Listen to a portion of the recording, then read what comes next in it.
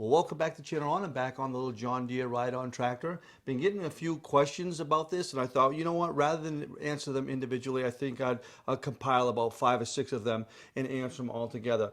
You've caught a couple things on the last video that I probably should have talked more about, but I'm going to go ahead and cover those right now.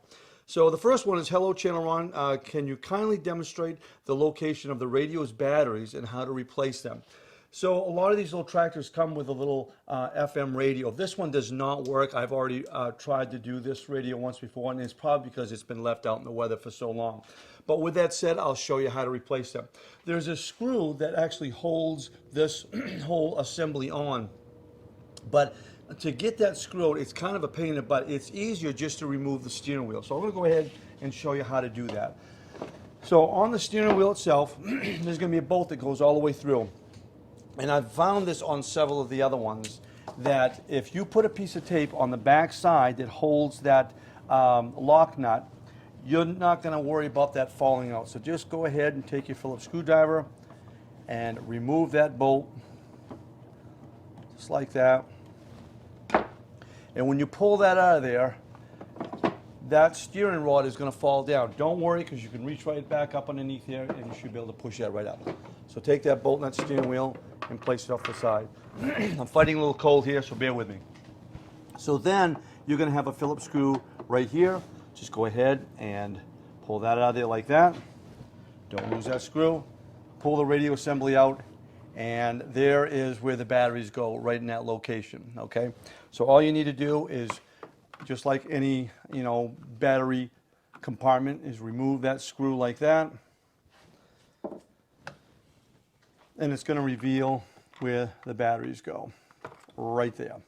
And like I said before, I've already tested this. This radio does not work. So let's say it does. I put new batteries in it. I close the compartment back up. Go ahead and reinstall the screw, just like that. All right. Slide it back down there. There's a couple of tabs. Just slide that back down there like that. Take your Phillips screwdriver, and you may notice there may be some different type size Phillips screwdrivers, number 1, number 2s, just like that. And as I said before, find that steering rod, slide that back up there, put the steering wheel back on, put your bolt in,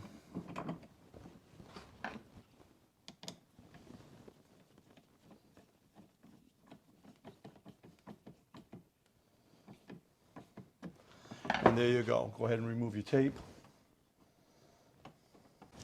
And you're back and running again, if the radio works, and obviously the steering wheel. So that's basically how you change the batteries on the little tractor.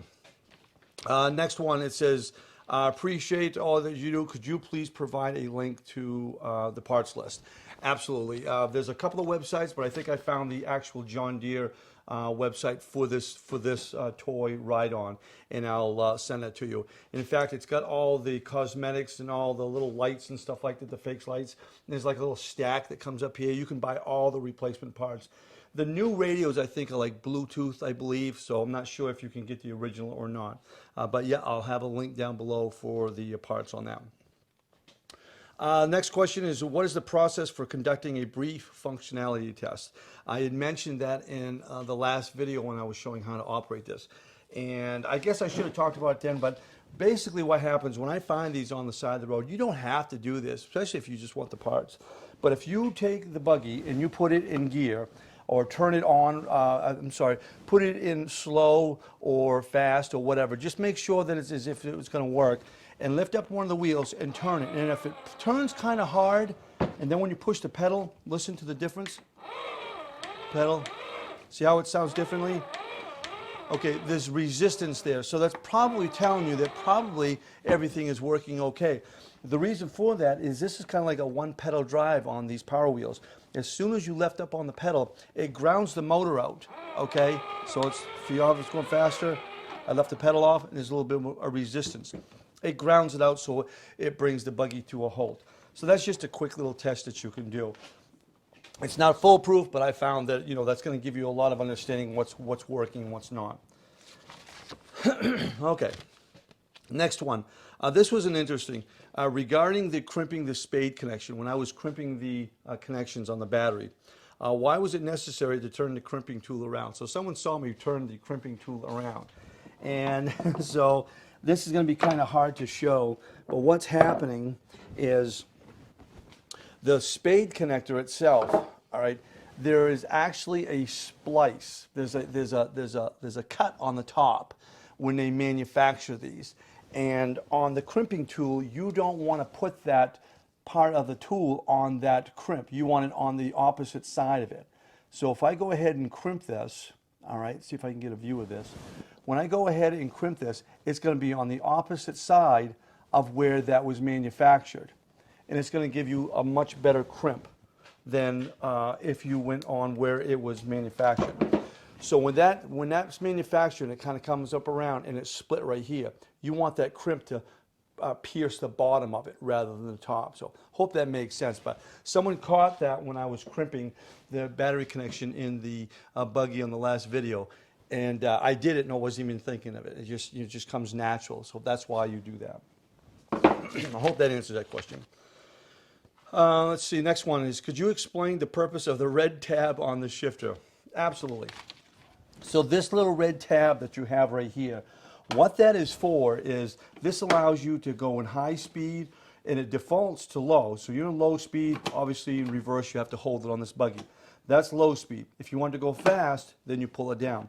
Or if you have a little one that's learning how to operate this, you don't want them to go in high speed. So what you do is you take that little tab, just like this, unscrew it, and you pull that around, and you put it in this location, right here.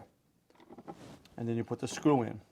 And what happens is that will only allow them to stay in a low speed. And if they want to go in reverse, obviously they push it forward. On this particular one, they press the button. They press the button, it goes forward, and it keeps it in low speed. That's all that red tab does. Okay, and let's see. Is it possible to obtain a voltage regulator for installation to prevent motor burnout? I'm not sure if I talked about that in the last video. I put 20 volts into this. It's a 12-volt motor. It's going to probably be fine. But if you're worried about motor burnout, yes, you can buy a DC to DC converter. So I could go 20, 24 volt, 96 volt, whatever the case may be, whatever you're using for a drill battery, and it will step it down to the appropriate voltage. This particular model is 12 volts. Some of them are 24 volts. So you would get a DC to DC converter depending on what it is that you need for voltage on the buggy itself. So this one was 20 volts that I was using. Get a DC to DC converter going from 20 volts down to 12 volts. Now it really is not going to affect this type of buggy all that much. The newer ones are electronic and they have what's called soft start. So when the little one stomps on it, it's actually going to be a soft start rather than just an instant on. It's better for the buggy itself. Those ones, I'm not sure if you would want a chance putting high voltage into that. You're probably going to burn out the electronics. Don't quote me on that, but I would not chance it. Also, a lot of the electronics now, it just takes a signal wire. So the forward and backwards and the start and stop, that's all going to be electronically done through the module, which is designed for 12 volts. So kind of keep that in mind. So yes, the answer to the question is yes, you could obtain a voltage regulator to fit your needs, and I'll put a link down below on that. So I think I pretty much covered everything that people have asked me on this. I appreciate your comments and I appreciate the questions. This one here really, that was probably the one that got me the most, was why someone had caught me on that, that I spun that around. But that's the reason why I spun that around. Well, hope this helps you with your toy John Deere or any kind of ride-on buggy, and hopefully we'll be doing another one soon. So thanks an awful lot for watching, and we'll see you next time.